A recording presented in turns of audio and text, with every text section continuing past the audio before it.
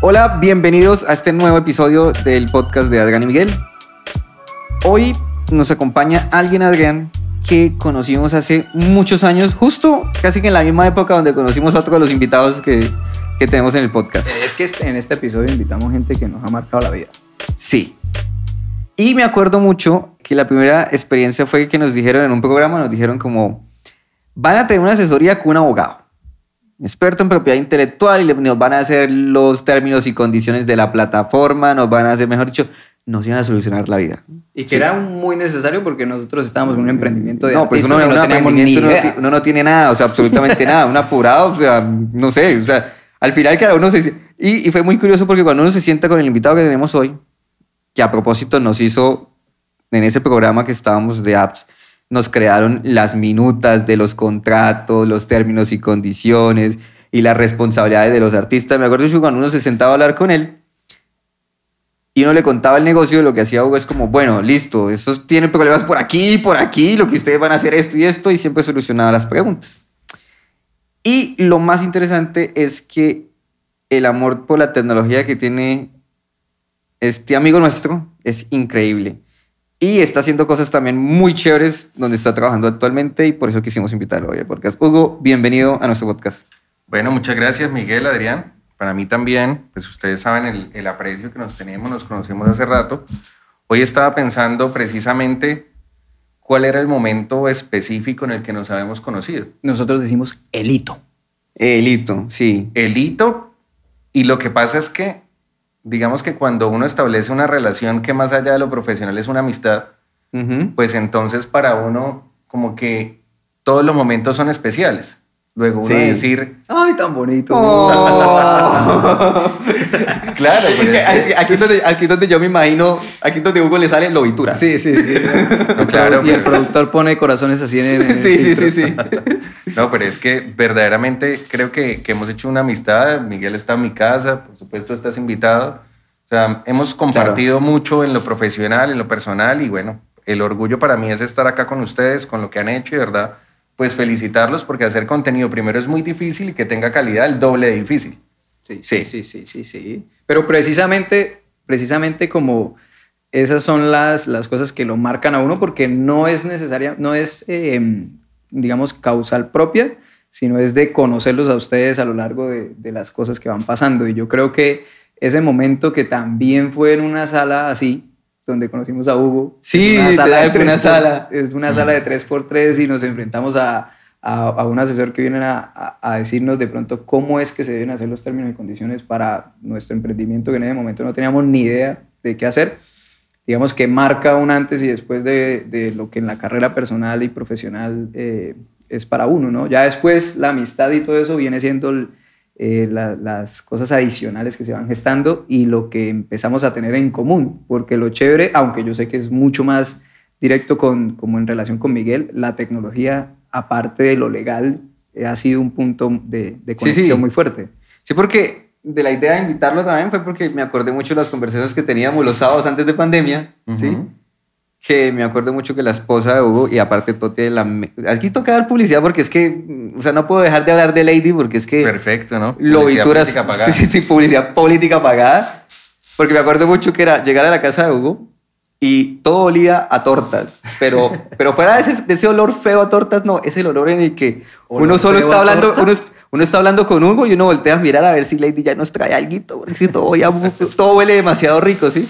Entonces eran esas conversaciones que teníamos los sábados donde hablábamos de tecnología, donde hablábamos de Apple, obviamente. ¿Cómo es la marca? Lobitura. Lobitura no patrocina este podcast, pero esperamos que lo patrocine. Está la sección de indirectas, muy directas. Y esas conversaciones que teníamos, tanto de términos y condiciones, hablábamos también de temas de datos, nos dábamos como, bueno, vamos a implementar un CRM, cómo hacemos la verificación del dato, la autorización, etcétera, etcétera. Y eso fue, digamos, un punto en el que dije, venga, quiero recrear esto que hacíamos los sábados con Adrián, que hacíamos con Hugo, quiero crearlo con Adrián y quiero crearlo en un podcast. Y el tema que queremos tocar hoy es, creo que es de lo que más se ha hablado yo creo que el año pasado, al final de año, pues se empezó a hablar mucho, y es la inteligencia artificial. Y son todos los retos que ahora eso nos va a traer. Ya hablamos ahorita con otro invitado que tuvimos, sí, en que estos cambios también se van a generar en muchas partes, pero me surgen muchas curiosidades y yo sé que en la parte legal hay demasiados retos que solucionar en temas porque no todo está dicho, porque la inteligencia artificial es una cosa que está nueva, claro, y apenas tenemos como los retos como, bueno, esto va a ser así o va a ser acá, ¿sí? Y tiene que ver un poquito con la inteligencia artificial.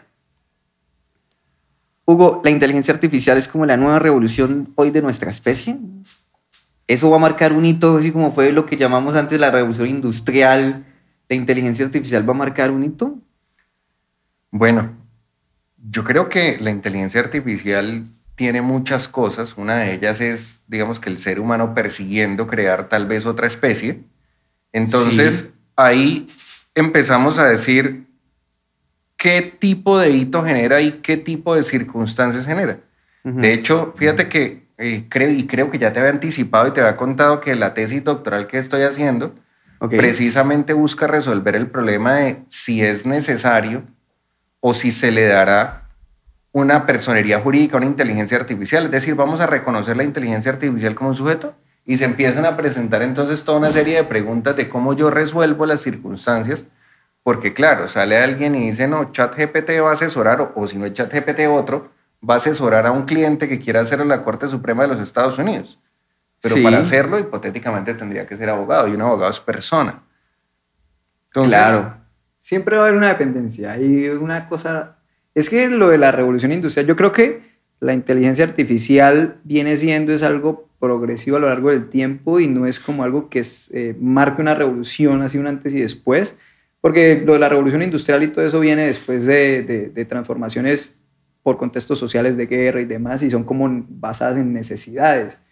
La inteligencia artificial viene siendo, y me pareció genial esa frase o como esa definición, y es como el ser humano tratando de concebir una nueva especie. De recrear una nueva especie, y eso ha sido durante mucho tiempo. Entonces no es algo que marque de buenas a primeras un hito en la historia, sino es como que ha venido algo progresivo. Cuando uno dice que genera una nueva especie, y yo creo que si lo escuchase esto, una persona que no está en esto, los cambios siempre asustan, ¿sí? Claro. Así como pasó, y yo he escuchado a mucha gente decir, así como cuando nació el carro, pues la gente dijo, no, el carro no va a funcionar porque los caballos siempre van a existir. Los caballos ya no se usan para transportarnos, si usamos son carros. De hecho, hasta puede ser una especie de maltrato animal, que es lo que se discute, por ejemplo, ¿qué es lo que se discute hoy en día y en Cartagena? ¿Sí? Y yo lo he visto en otros países, que a mí me parece sorprendente eso, pero quiero llegar a un punto y es, esto nos asusta a todos. ¿A quién crees tú que más asusta esto de la inteligencia artificial?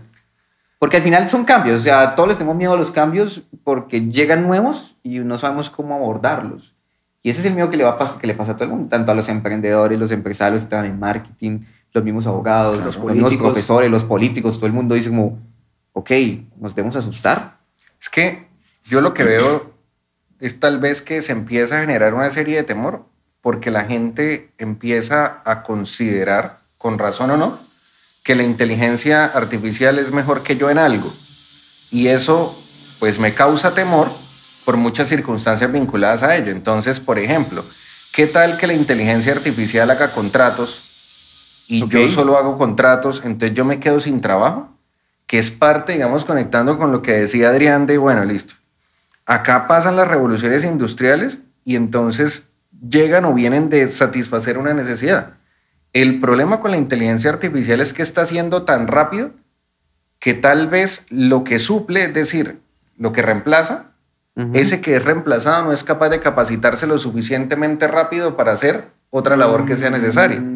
Ok. Entonces, el ingeniero de máquinas de escribir, que yo me inventaba ese ejemplo, pues ahorita tiene que pasar a ser un ingeniero electrónico de sistemas, en una hipótesis de ingeniero de máquinas de escribir, y no alcanza a hacerlo en los tiempos tan rápidos de evolución. Luego se causa un desempleo amplio y está el temor de las personas que desde luego del empleo sacan su sustento. Claro. No, y además que ya digamos que ya ese temor ya ha sido validado no por la inteligencia artificial, sino por la incorporación de la tecnología en muchas labores rutinarias, y pues uno ya, pues digamos, vamos a hablar del trabajador operativo, de rutina en máquinas o algo, que ve que ya, digamos, a lo largo de los años ya surgieron equipos que hacen actividades rutinarias para eliminar la labor humana, entonces ya hay un antecedente Entonces eso también genera un temor de lo que la inteligencia artificial venga a cubrir ya Claro. en profesiones mucho más, llamémoslo así, como grandes o específicas, digámoslo así. Hay un punto chévere que menciona Hugo y es que esa velocidad con que la persona a la cual se puede estar a la cual se le puede estar supliendo el trabajo por una inteligencia artificial, y es que tan rápido podemos como sociedad hacer que esa persona aprenda nuevas habilidades para desempeñarse en otro punto. Es necesario, yo sé que es una pregunta así, pero viene siendo como el reto, o sea, que hay un reto de regulación sobre eso, sobre dejamos que eso siga avanzando y más bien lo regulamos, más bien le decimos como, güey, stop, mientras nosotros nos preparamos, o dejamos que avance para nosotros después montarnos en el bus y pase lo que pase. Pero Pues- pero lo regula quién y si nadie sabe cómo la Sí, es que ahí vamos al otro punto, ¿no? Porque es que... Sí, o sea, hay varios retos. Por ejemplo, en legislaciones uno empieza a mirar y dice, listo, en lo que corresponde a personal reemplazado, como no se pueden capacitar tan rápido y como al final será imposible que todo el operativo lo haga la inteligencia artificial y que toda la humanidad igual esté trabajando en cosas tácticas o estratégicas, ya se empieza a regular temas en los cuales, listo, resulta ser que Adrián y Miguel en su podcast solo utilizan inteligencia artificial y digamos que eso causó X cantidad de desempleo. Tienen ustedes entonces que pagar no le digamos impuestos, sino una suma de dinero al Estado para que el Estado invierta entonces en tasas de sostenimiento a los ciudadanos y entonces generamos bienestar a través de distribuir dinero y dejamos que la inteligencia artificial vaya reemplazando todo el operativo y quizá mejoramos calidad de vida. Digamos que hay un escenario. Sí. El otro escenario Wow. es los que tenemos mucho miedo o los que tienen mucho miedo. Entonces, desarrollen ustedes inteligencia artificial, pero siempre pongan un kill switch. De manera que si se nos sale de las manos, lo puedo apagar, borrar, Sí. destruir, Sí. lo que sea que suceda, y empiezan a salir esos tipos de inteligencia artificial o las guías como la de la Comunidad Europea que se está desarrollando y los documentos europeos ya desarrollados de la ética en el desarrollo de la inteligencia artificial y Ok. hacia dónde debe ir ello. Me parece que tiene todo el sentido. El primer escenario que usted plantea es muy coherente porque no es un escenario en el que esté controlando el desarrollo de la inteligencia o la aplicación de la inteligencia artificial, sino es como generar un condicional. Es como, yo no sé qué es lo que usted está haciendo, pero si lo sigue haciendo, pere, y haga esto para que nos ayude digamos, a que no se nos crezca, por ejemplo, la tasa de desempleo o algo. Sí. Entonces genera llamémoslo así, como unos, ¿cómo sería? Como, no sé, impuestos o cosas adicionales para que usted compense. Entonces no está regulando a nivel de... No está regulando a nivel de prohibir. De prohibir o de hablar sobre eso, sino es como poner unos condicionales para que usted pueda seguir haciendo, pero lo que repercute el uso de la inteligencia artificial me compense en otras cosas. Claro, y entonces es el empresario generando, digamos, en esa hipótesis, una serie de eficiencias en producción, pero entregando dinero al Estado para generar otra serie de eficiencias en bienestar. Sí. Entonces, ya que la empresa es mucho más productiva y necesita menos trabajadores, hipotéticamente la sociedad necesita menos trabajo humano, pero seguimos necesitando tener bienestar para esos humanos, esos humanos son que los no están ciudadanos. ahí. Exactamente. En cuanto a de lo que ya miramos de regulación, hay otro punto, digamos que también se convierten en retos en la inteligencia artificial y es, hace poco vi, pues, de los que no lo conocen porque, no sé a ustedes cómo les ha pasado, pero voy a empezar por ahí. Dentro del entorno en el que ustedes están, Ujú. porque nosotros somos como los chicos Git de los equipos, es lo más probable, somos lo más tecnológico. Miguel es un robot, repitámoslo. Miguel es Sí, un a mí robot. me conocen como robot, sí. Mira, pero yo los interrumpo. Ahí el tema, digamos, dato curioso que se tiran en el podcast. ¿Qué significa robot o de dónde viene? Nos destruyó. No tenemos ni idea. ¿que por qué lo consideramos? No, o sea, ¿qué significa robot? Ok. Robot. No, ni idea. ¿Le dejamos la tarea a los oyentes No. o se les resolvemos el interrogante? ¿Que la resuelva Hugo? En este momento hay ansiedad en los oyentes. No, me tiene que decir. Ay, no lo sabían. En este momento el chat ha explotado. El internet es una locura. sí. Así como cuando... Que lo resuelve el invitado. El No, no. invitado debe responder. Para eso lo llevaron. Sí, es que sí, hay comentarios que no le están pagando para eso, Hugo.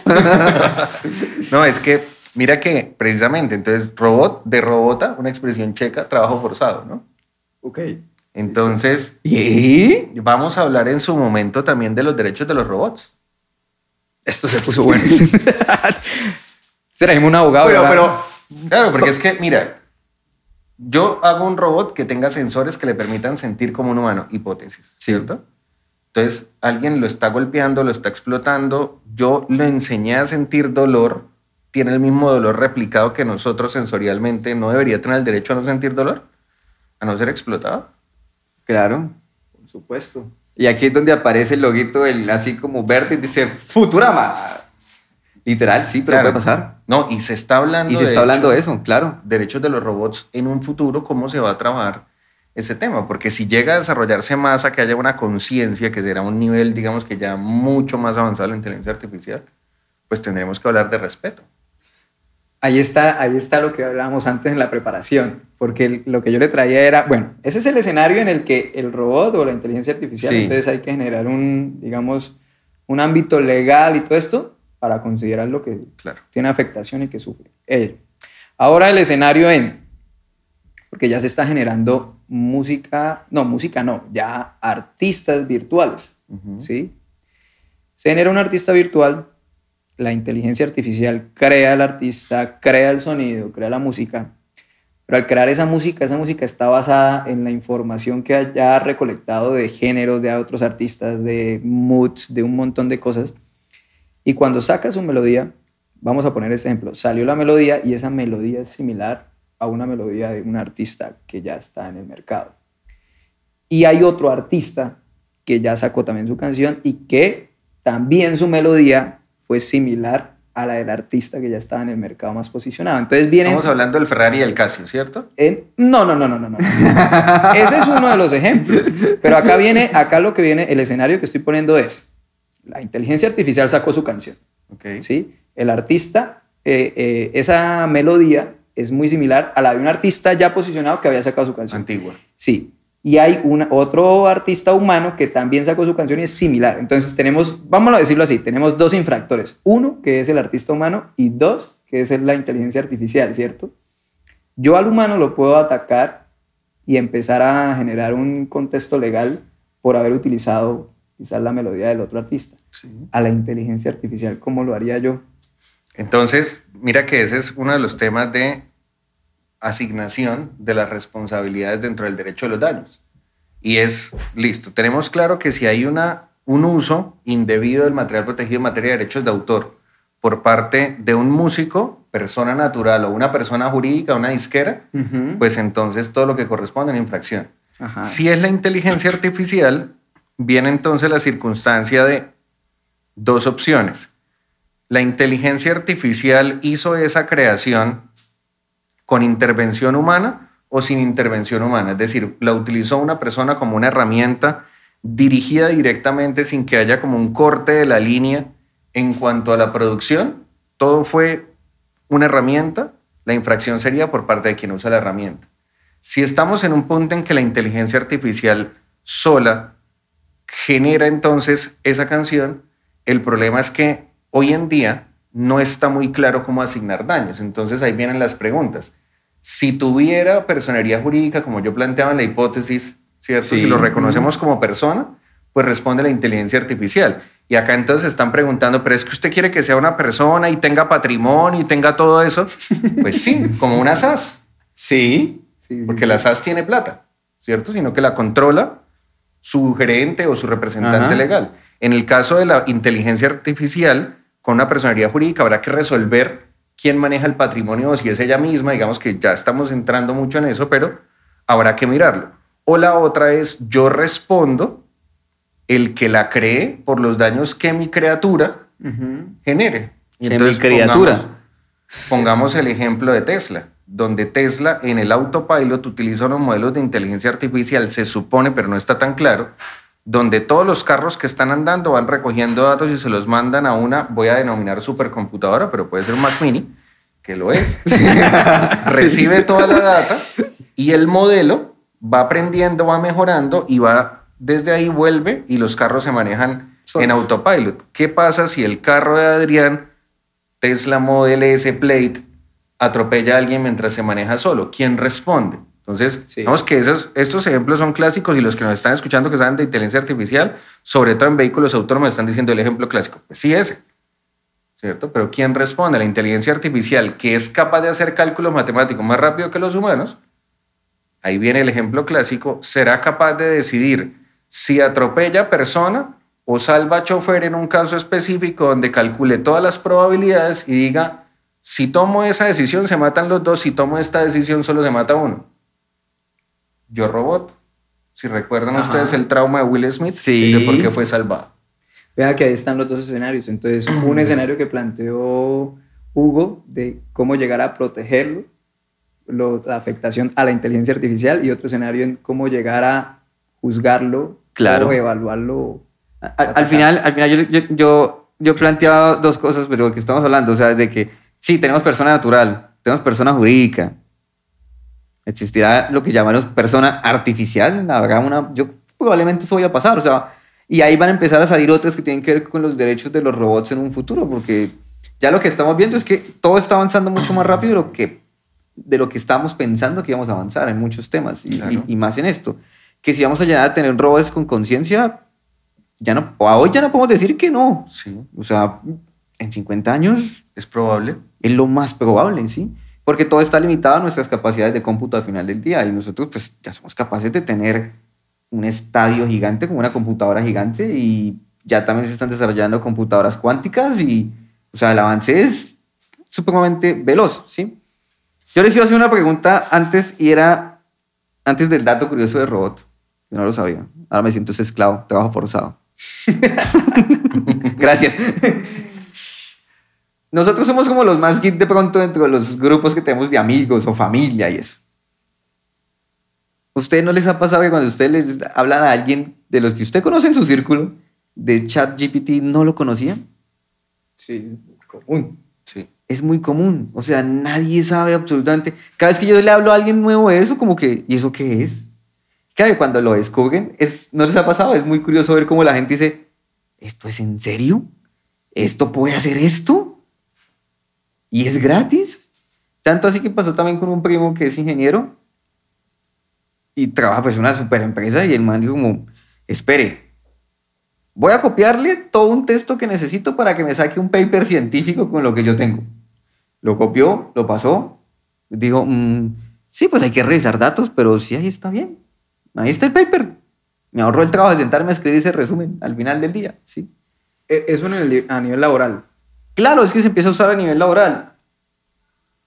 Entonces, cuando eso empieza a suceder con ChatGPT, yo tengo la pregunta, y es,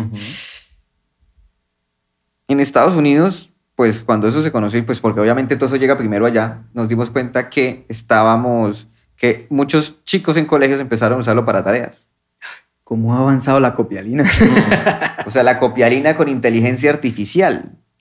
Y aparte, obviamente pasa mucho, porque cuando dicen, siempre que a los niños, y eso en estudios en Estados Unidos pasa, que cuando les prohíben usar ciertas aplicaciones o los papás los regulan digamos, con controles parentales, los niños son muy buenos y son capaces de crear 2 cuentas en Instagram y tener una donde los papás la ven y publican 3 fotos, y tienen otra con unos usuarios todos random, X, no sé qué, 2435JM, Sí. y todos se los aprenden y tienen su manera de hackear ese sistema que el papá les pone. Capacidad para la solución de problemas. La capacidad para la solución de problemas.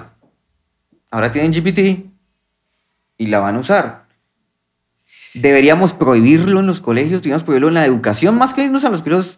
Es buena idea prohibirlo, Hugo, en educación. Y Hugo, pasamos de, dígame cuál es, no sé, cuál es, no sé, la sé, listo. La sé. Ah, GPT. No, y pasa mucho porque yo le mostré eso a mi profesor de inglés, y también él empezó, ok, espere, cojamos una de esas preguntas difíciles de los exámenes de inglés, que les toca tener comprensión y... ¿Cuál es la respuesta a tal cosa? Entonces mi profesor dice, bueno, sí, no lo dijo textual, pero sí, eso es. ¿Debemos prohibirlo? Bueno, mi posición es que no. Digamos que, y lo hablábamos, y voy a citar al Miguel antes del podcast que decía, sí, porque, o sea, uno no puede prohibir la realidad. Era lo que, como Miguel resumía un poco esto que estábamos hablando, digamos que antes de grabación, y es, ChatGPT es una herramienta, como cualquiera otra. Sí.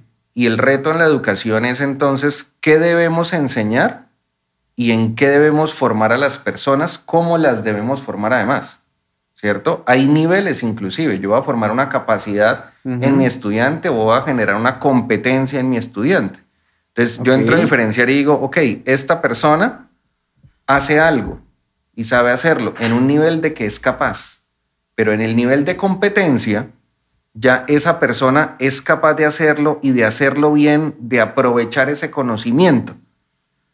Acá cuando nosotros entramos a hablar de ChatGPT, pues simplemente lo que estamos nosotros haciendo es mirando dentro de esas capacidades y competencias y dentro de esos perfiles de los egresados es ChatGPT entra hoy en día a reemplazar casi todo, y voy a decir todo cuando vaya en la versión X, porque a medida que vaya mejorando lo va haciendo mejor. Y va reemplazando ciertas cosas de mejor manera. Lo operativo del profesional. Sí. Entonces, el ejemplo que poníamos con Miguel es, ¿ChatGPT será capaz de hacer un contrato? Ya hay un ejemplo de alguien que le pidió un contrato y se lo escribió. Lo operativo del abogado. ¿Lo hace perfecto? No, como tú decías, hay que hacerle ajustes. Sí. Entonces está en el nivel de que es capaz de plantear un contrato con cierta información a la que accede, pero no tiene la competencia para desarrollar los contratos basado en una estrategia particular a un caso y hacerlo de forma efectiva como lo haría un abogado bien entrenado. Ok. Entonces, acá el tema es, el profesor debe temerle, volviendo a la pregunta, a la copia o plagio, O al uso. que yo diría más es a que el software me haga el trabajo, porque ese software que trae ChatGPT no tendrá plagio, probablemente si hace bien las citas, que todavía no las hace bien, no habrá copiado porque no se le copia a un amigo, entonces es producción nueva.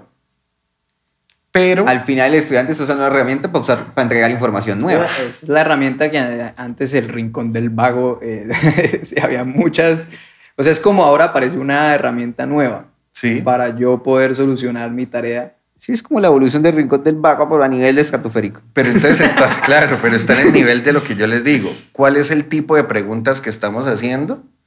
¿Cómo estamos enseñando? Y lo que yo decía es, ¿en qué nivel estamos evaluando y qué es lo que hay que evaluar? Sí. Yo todavía necesito estar formando el niño de preescolar, primaria o el joven universitario en lo básico, en la memoria tal vez, en lo operativo. Sí hay cosas que debo formar ahí, pero debo formar en otros niveles. Y es difícil evaluar la generación de esa competencia, porque ya no es, ok, ¿cómo? Porque ya lo que uno llega a evaluar también son la interpretación, por ejemplo, de muchas cosas.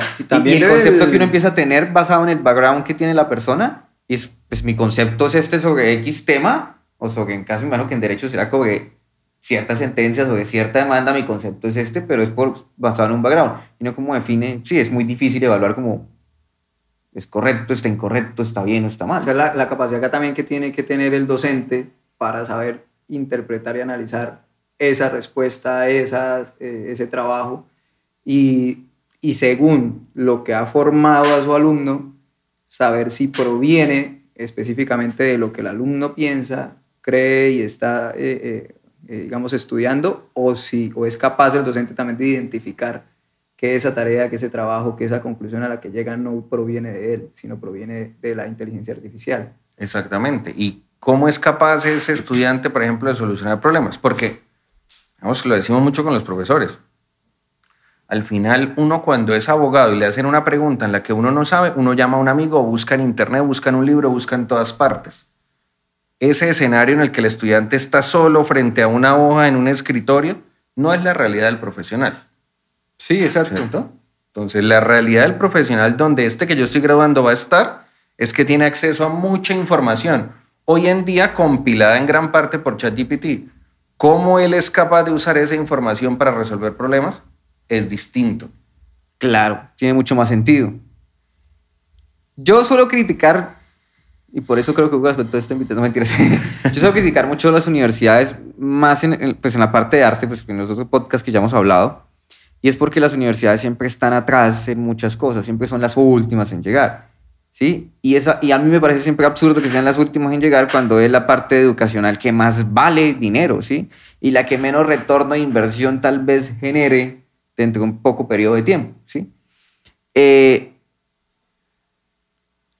Hugo, usted que está en universidad actualmente trabajando, ¿usted cree que la universidad va a llegar a ponerse a la vanguardia? O sea, ¿sí se puede hacer algo o es un caso perdido y ya las universidades en serio hay que cerrarlas? Bueno, yo creo que las universidades tenemos la responsabilidad de mantenernos en esos procesos de formación.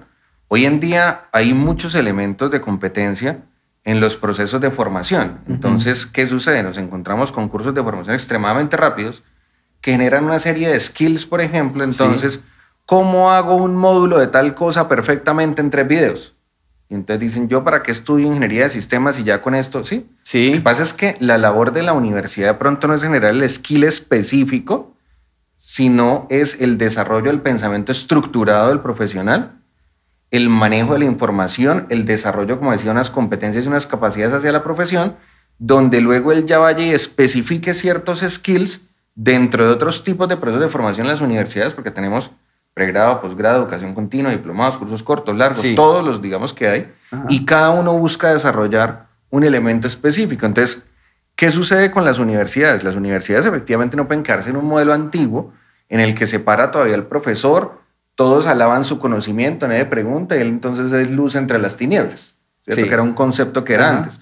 Hoy en día estamos en un proceso completamente distinto donde vamos incorporando la tecnología, donde nosotros ya empezamos inclusive a plantear respuestas a problemas, o sea, generamos conocimiento y son verdaderas escuelas de generación de ese conocimiento. De generar nuevo conocimiento. Sí, que no se queda en una misma metodología de listo, ya tenemos unos procesos, unas metodologías, unas teorías, todo, y simplemente impartirlas de aquí a allá, porque básicamente una carrera en 5 años está totalmente desactualizada para el profesional, y más hablando de carreras de la parte de mercadeo, administración, de tecnología. Entonces es como, ya no es como seguimos esta metodología y voy a impartirla a mis estudiantes, no, sino todos los días se está cambiando esto y cómo entre el profesor y el estudiante se adaptan a eso nuevo. Es la velocidad del cambio que está teniendo la ciencia, y si la universidad enseña la ciencia, pues no puede quedarse, digamos, en un plano atrás de esa enseñanza. Al contrario, tiene que estar abanderada y tiene que ser la que esté planteando los problemas, ¿cierto? Oiga, le vamos a reconocer personalidad jurídica a la inteligencia artificial porque estoy viendo que esto puede suceder.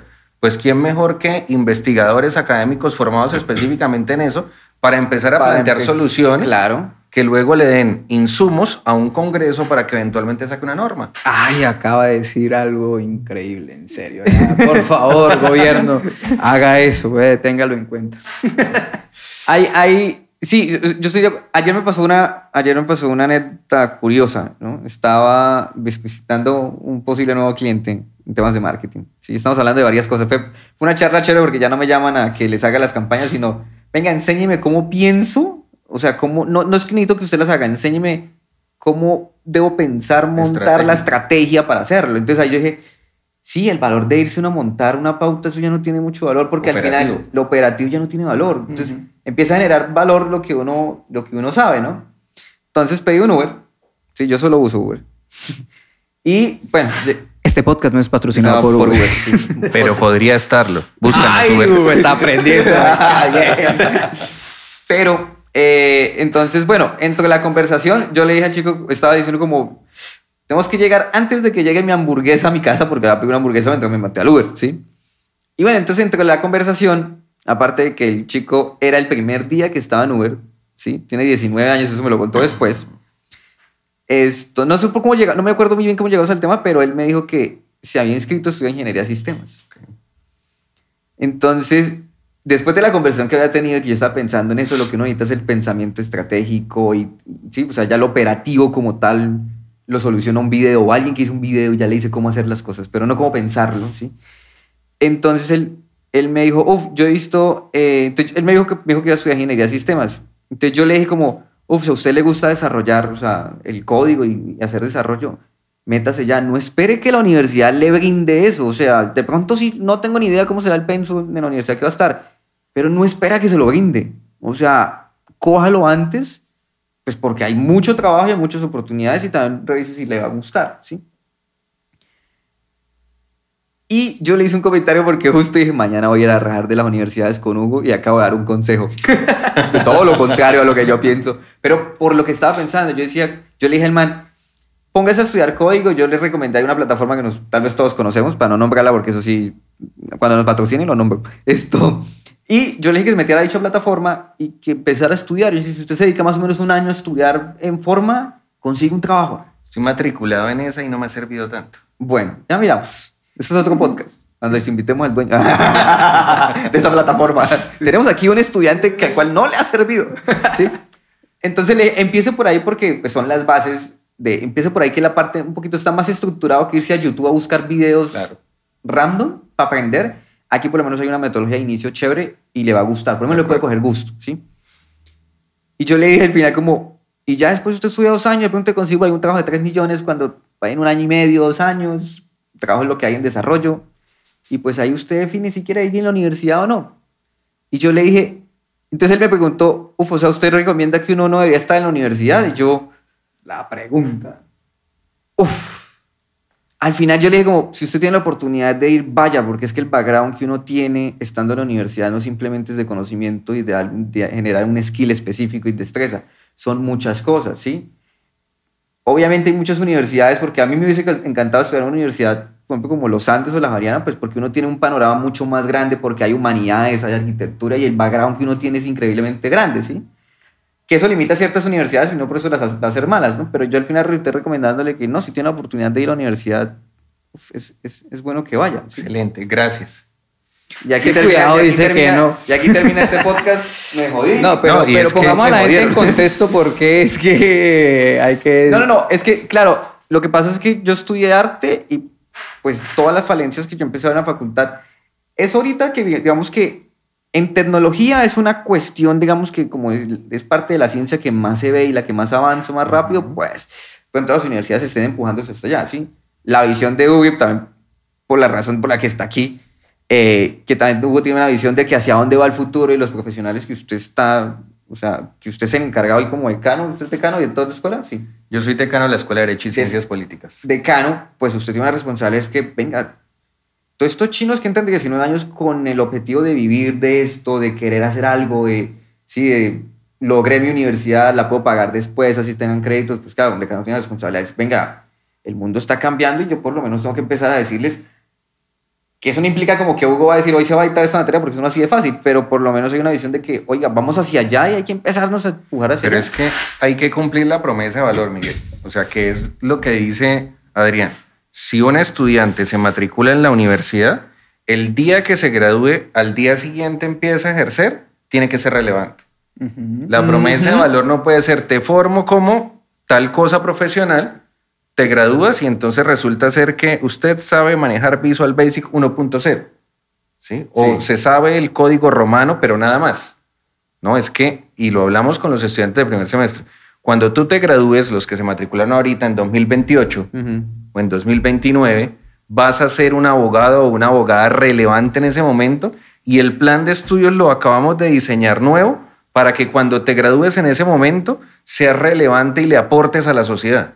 Si las universidades no están haciendo eso, su promesa de valor no se está cumpliendo, porque es que yo me formo para algunos tener empleo, otros porque me gusta, pero tengo que cumplirle también a la sociedad qué clase de profesional estoy dando, ¿sí? Eso está muy bueno, porque si no le gusta ser decano en una facultad de artes o una cosa así, es que lo necesitamos allá también, porque es que tiene mucho sentido, o sea, lo que Hugo dice, o sea, yo tengo que formar al que ingresa hoy para que sea relevante en 5 años.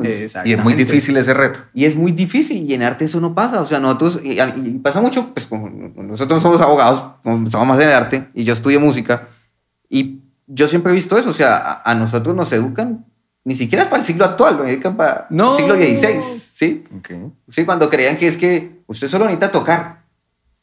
Ok, en el mundo actual yo solo necesito como artista saber tocar. No, yo necesito saber hacer contenidos.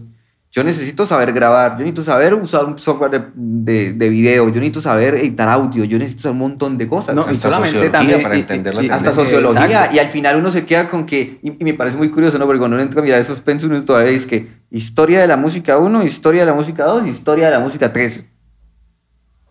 Yo entro a ChatGPT y le pregunto, bueno, ¿qué pasó? ¿No? ¿Para qué estudia historia de la música? Pues para entender el contexto histórico de las obras. Yo entro a GPT y le pregunto, Beethoven compuso tal sinfonía en tal época. Sí, y se parece a tal otra. Regáleme una comparación del concepto histórico de las dos sinfonías. Y ya.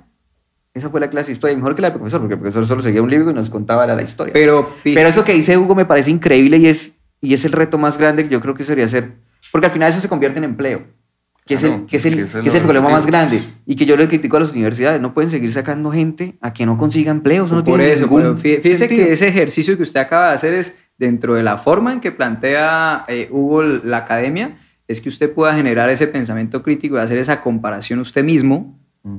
Obviamente tiene la herramienta para aprovecharla, pero que usted tenga la habilidad para hacer esa comparación y que esa comparación en el contexto laboral o esto le sirva 5 años después o lo que dure un proceso de formación. Y no sea como que, sí me sirvió para solucionar el problema ahorita y en 5 años ya estoy más atrasado. Y aprovechar el resultado, porque como es a nivel de herramienta, por lo menos por ahora, entonces me compara, me ahorró este proceso, me hizo la comparación, digamos que la comparación fue perfecta en una edición más adelantada, Sí.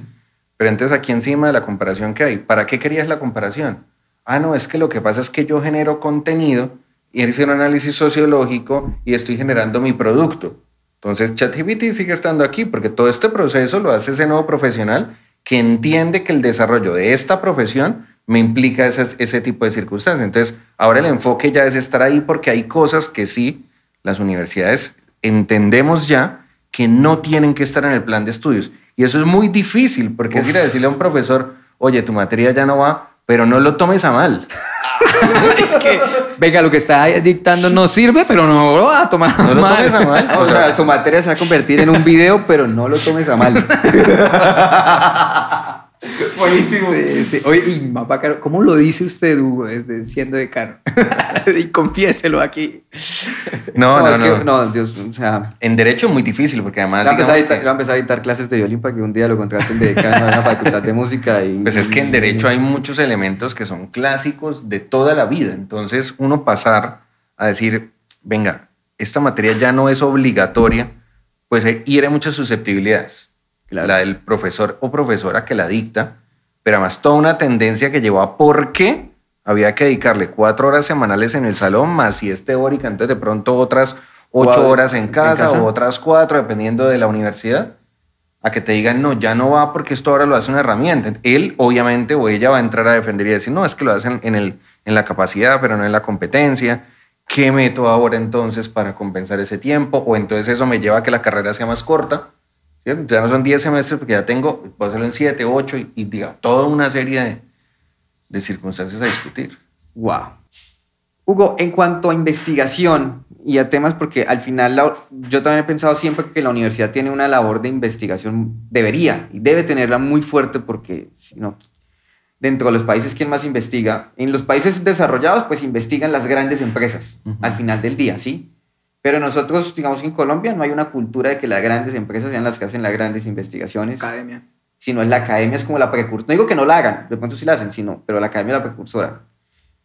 ¿Usted está trabajando algo en la universidad sobre esto? ¿Usted tiene algún cargo sobre esto, sobre investigación? Y también escuché por ahí, que se me pareció muy curioso, ¿no? Que yo siempre digo como, Hugo en la facultad o en la escuela hizo un laboratorio del metaverso, o derecho, metaverso. Un abogado. Un abogado. Sí.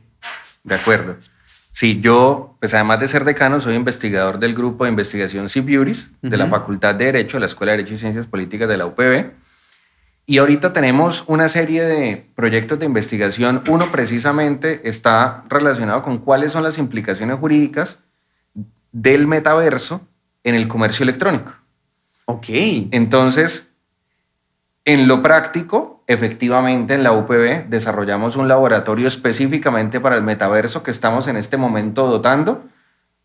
Como todos sabemos, estaba el tema de que la tecnología llegue, entonces estamos esperando en este momento que ya nos lleguen las nuevas gafas que hemos solicitado, ya se pidieron, los estudiantes se van a poder meter al metaverso no en un video de YouTube, sino te pones las gafas y te conectas al metaverso estudiando Derecho.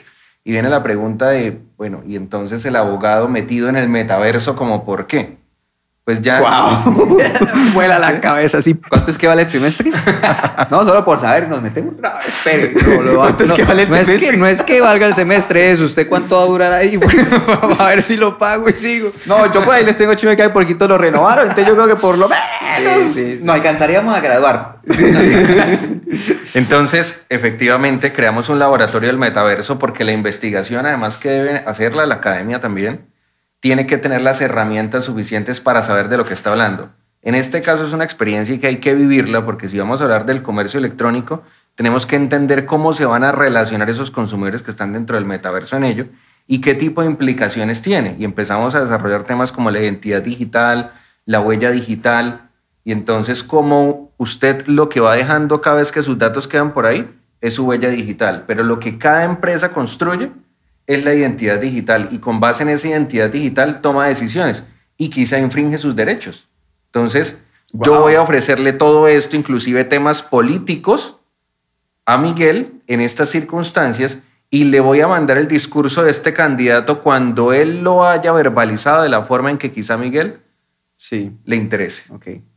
Entonces, hemos desarrollado toda una serie de laboratorios, estamos investigando esas temáticas, estamos investigando inteligencia artificial vinculada con privacidad, como ese aparato allá maneja toda la data, como estaba diciendo ahorita, y la idea es, digamos que desarrollar de una forma amplia el derecho. Esta es una de las líneas que está vinculada con Legal TIC, con comercio electrónico, pero desde luego también está en toda esa otra hornada que serán derechos humanos y todos los contextos que son relevantes hoy en día. Sí, pero al final yo creo que, o sea, y no solo al abogado, o sea, es que a todo el profesional le toca, puede que no sea su pasión dedicarse, así como de pronto la pasión de Hugo, dedicarse a las partes de tecnología, pero tiene que saber que existe, tiene que saber que hacia dónde van las cosas, porque las vidas siempre dan giros y en algún momento usted se va a... Hay un momento todo se cruza, o sea, así como yo les digo siempre a los artistas cuando los molesto mucho, preguntándole a todos, ¿usted ya sabe qué es Dolby Atmos?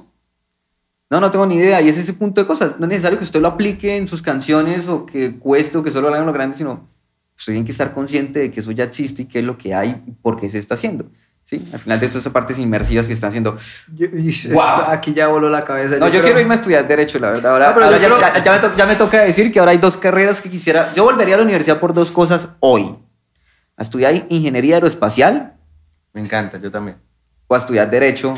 Yo creo que con Hugo esto... sea decano, así que... Yo creo que con esto... la universidad que me quiera tiene que llevarse a Hugo. Creo que con esto Hugo nos resolvió la pregunta final del episodio porque, o sea, decirle a un estudiante que si debe ir o no a la universidad o si debe entrar a una universidad revisando el pensum, si está actualizado o no, o sea, que tomar esa decisión, si es bueno o no. O sea, usted como decano le aconsejaría a un estudiante como, oiga, siéntese. O sea, la universidad tiene muchas cosas bonitas, en campus y computadores y ya laboratorios del metaverso. Y laboratorios del metaverso. Pero uno debería sentarse a mirar el pensum de lo que uno va a hacer. Sin duda. Yo a los estudiantes, cuando estamos haciendo las actividades de promoción y terminamos de contarles todo esto que estamos haciendo, les digo, mire, tome el plan de estudios porque lo más importante al final es qué es lo que usted va a aprender. Compárelo, revíselo y mire si responde a lo que usted entiende que quiere llegar a hacer, porque la promesa que yo le voy a cumplir es que esto le sirve con el perfil del egresado. ¿Qué es lo otro que hay que mirar? Porque miren que a veces uno dice, listo, yo miro el plan de estudios, magnífico, pero a veces los estudiantes que van a entrar a la universidad no miran algo muy importante y es el perfil del egresado, porque el perfil del egresado concreta la promesa en cuando él salga puede hacer esto. Entonces puede ser investigador, puede ser consultor, puede ser... ¿Qué tal que usted quiera ser violinista y ahí solo prometan pianista? ¿Cierto? Entonces, el magnífico, de pronto hay una materia que da piano 1, piano 2, piano 3, y disculpa mi ignorancia absoluta de qué se ve en una carrera musical, pero es que al final te prometen un perfil de egresado distinto a lo que tú pensabas. Entonces, hubo una equivocación al escoger la universidad y de pronto no es que la carrera te frustró o escogiste mal, no, a ti ya te gustaba. Escogiste fue mal el plan de estudios para tu expectativa de vida. Entonces, también... es importante y eso, digamos que lo trabajamos mucho para que los estudiantes sepan escoger y me encantan cada vez más los bachilleres que sí se toman la molestia de revisarlo. Antes de pronto era mi papá me dijo que esta era la mejor e iban. Hoy en día es yo lo revisé con mi papá, con sus amigos y entre todos concluimos que esto es lo mejor para el proceso de formación que yo quiero tener. Perfecto. Hugo, muchas gracias. No, ustedes. Esta temporada está... Uy, si usted no se escucha los capítulos, los episodios de esta A mí me acaban de temporada, dejar aquí, wow. No sé. Mi nombre es Miguel. Yo soy Adrián. Y yo soy Hugo. Nos vemos en la próxima. Chao. Bye.